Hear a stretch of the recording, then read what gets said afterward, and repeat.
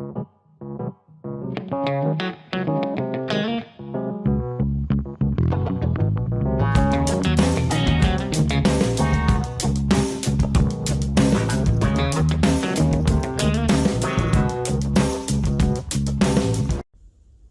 guys, welcome back. TV spoilers. Young and the Restless Reveal.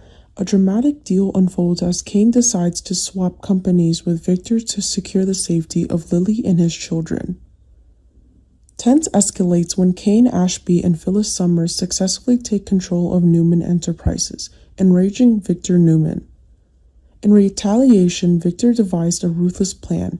He used Kane's ex-wife, Lily Winters, and their children, Charlie and Mattie, as leverage. Lily, who had left the city to visit her children, appeared to cooperate with Victor in his scheme, leading Kane to believing his family was in real danger. Victor issued an ultimatum to Kane: return Newman Enterprises or never see Lily and the children again. Panicked and determined to protect his family, Kane hired a private investigator to locate them.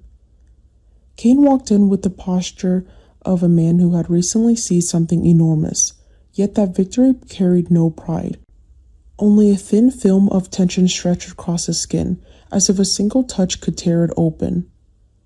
Phyllis stood nearby with the composure of someone who had taken the chessboard and believed she was never clever enough to keep it, but her eyes weren't fully calm. She understood Victor Newman was not the kind of man who accepted defeat and quietly stepped aside. Newman Enterprises had slipped from Victor's grasp in a way that felt like humiliation carved into his legacy, and humiliation always came with a price. Kane knew that. Phyllis knew it too. So even in a moment that should have belonged to the power they had just claimed, both of them could sense another door creaking open, a door leading straight to the weapon Victor preferred most: family. Kane tried to hold on to his composure, tried to convince himself Victor would strike back with lawyers, shareholders, and sophisticated counterattack in the shadows. But this time, the blow went straight for the vital organs. News about Lily and the children, Charlie and Mattie, arrived like a gust that tore through every layer of defense Kane had built. Lily had left town to visit the kids, ordinary enough to raise no alarm, reasonable enough that Kane couldn't forbid it, private enough that Victor could turn it into a blind spot no one else could see. When the silence stretched too long, when calls went unanswered, when the smallest signs transformed into warning sirens inside Kane's mind, he understood Victor had entered the game on Victor's terms. What drove Kane to the edge wasn't only fear, it was the feeling of being forced to believe the worst about the woman who had once been his home.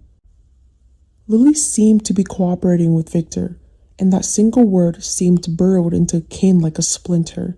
He had no proof strong enough to confirm it, but too many reasons to suspect once Victor's fingerprints appeared. What Victor constructed wasn't simply danger for Lily and the children. It was a psychological prison built to lock Kane inside panic, stripping him of normal thought until he could only react as a father and as a man who had once loved with his whole life. Victor didn't need to shout. He only had to appear, his voice steady as a stamped verdict. He delivered the ultimatum: return Newman Enterprises or Kane would never see Lily and the children again. There was a cruelty in the threat, wrapped in Victor's familiar veneer of logic, as if he were teaching Kane a lesson about power instead of trampling basic morality. Kane felt the blood in his veins turn cold, because he knew Victor wasn't bluffing. Victor always treated people as pieces on a board. Lily and the children weren't the target, they were leverage. And the way Victor spoke of it in the language of business made Kane's lungs tighten. Kane could endure losing money, status, reputation in the eyes of shareholders. He could not endure the possibility that Lily and the children would become the price of a corporate battle. That was when Kane did the one thing he could do without asking anyone's permission. He hired a private investigator. Not because he enjoyed fighting darkness with darkness, but because he had been forced into motion, forced to find Lily and the kids before Victor turned every trail into ash. Kane knew a PI couldn't truly overpower Victor, but it was the only way he'd feel he wasn't completely bound and helpless. In the hours spent waiting for updates, Kane became a man torn violently between two instincts: the instinct to refuse surrender to Victor and the instinct to protect his family at any cost. Every time he thought of Newman Enterprises, anger flared because of everything he and Phyllis had done, risked, and clawed through to take control. Every time he thought of Lily and the children, that anger was instantly smothered by fear, like fire shoved beneath ice. Victor understood that math, and he exploited it to the limit. The final negotiation was no longer about a company. It became an exchange with life and death stakes, a transaction that smelled more like threat than ink. Kane entered the meeting with Victor as if stepping into a courtroom where he was both defendant and the only person who could save his family from an invisible sentence. Victor pressed down hard. No gunman required, no graphic evidence needed, just the certainty in his tone and the authority of a man who believed he was entitled to decide other people's futures. He forced Kane to believe a brutal reality. For Victor, Newman Enterprises was legacy. For Kane, in that moment, the only thing that mattered was Lily and the children's safety. Victor demanded a choice he already knew Kane would make. And because Victor predicted, the humiliation could cut deeper. Kane agreed to give Newman Enterprises back. The agreement didn't come from total defeat. It came from something inside him breaking and bending, a piece of pride warped to keep his family breathing. He knew Phyllis would react, would feel betrayed, because they had climbed to the top together with effort and recklessness and fire. But in that moment, Kane had no space left in his mind for any fight except one. Where are Lily and the kids, and how do I bring them home safe? He signed as if signing a vow to himself that he would swallow shame so his family wouldn't have to swallow blood. But Kane refused to let Victor reclaim victory cleanly. Even under crushing pressure, he held on to the one thing Victor often underestimated in others: the ability to turn fear into cold calculation. Kane represented an unexpected condition, a clause Victor didn't anticipate because it wasn't aimed at money or a chair at the head of the table. It was aimed at image and legacy. Kane demanded Victor publicly admit he had used Kane's family as hostages and accept responsibility for that unethical act. The air in the room seemed to freeze. Victor's shock wasn't born from shame. It was born from the realization that Kane was trying to drag him out of the safe darkness where Victor thrived. Victor could manipulate from behind curtains, pull strings without fingerprints. A public confession was different. It was threatening to turn Victor from strategist into something uglier in the eyes of anyone watching. Victor hesitated, and the hesitation had nothing to do with conscience. It was pure power arithmetic. He wanted Newman Enterprises back fast. He wanted the humiliation Kane and Phyllis had inflicted to end. He also believed that even a public admission could be reshaped later if he controlled the narrative afterward. So Victor agreed. His nod felt heavy, not with regret, but with resentment, because he hated being forced to play by someone else's rule.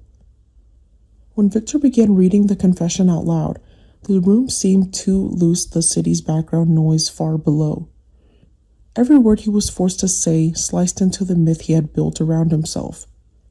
He admitted the wrongdoing, admitted he had used Lily and the children as a tool to force Kate's hand. For someone else, it might have sounded like repentance. From Victor, it sounded like a fee paid to regain what he believed belonged to him. Kane stood there with a calm that bordered on terrifying, as if he had stripped emotion out of his body so Victor couldn't read him. Rage still burned in Kane's chest, but it burned beneath a sheet of ice, disciplined, controlled, and patient. He wouldn't let Victor see him tremble. He wouldn't let Victor see him weaken. He let Victor believe his confession was simply the price of a finished deal. Kane signed the agreement, the pen scratching paper like a bolt sliding into place. Newman Enterprises returned to Victor. If anyone only watched the surface, Victor won. But the moment Victor began to speak the confession, Kane had already secured something that made the victory conditional. He secretly recorded every word with a small device hidden close to his body, concealed like a thin blade under fabric. Kane didn't smile. He didn't gloat. He understood a trap only worked if the opponent didn't realize it had been set. The recording wasn't a weapon meant for immediate revenge. It was a safety lock for the future, leverage that could keep Victor from stepping on Kane's family again without risking consequences. Kane traded the company, but he reclaimed something else, control over the psychological war Victor had tried to dominate. When the transaction ended, relief didn't fill the room. The tension simply shifted from public pressure to a deeper, quieter threat. Victor walked out like a man reclaiming his throne, yet there was a colder edge in his eyes, as if he had already filed this forced confession under insults to be repaid. Kane left like a defeated man in the public story, but in his pocket lived proof that could turn Victor into the one judge if Kane ever chose to release it. Kane also knew the recording could endanger him as much as it empowered him. Use it too soon, use it at the wrong time, and he could ignite a war even more brutal than the one that might pull Lily and the kids back into the crossfire. Kane moved through the Newman Tower with a single goal: to see Lily and the children with his own eyes and confirm they were safe, to prove Victor hadn't gone further than he promised in that forced confession. Yet the closer Kane came to that moment, the harder his heart hammered with a darker question.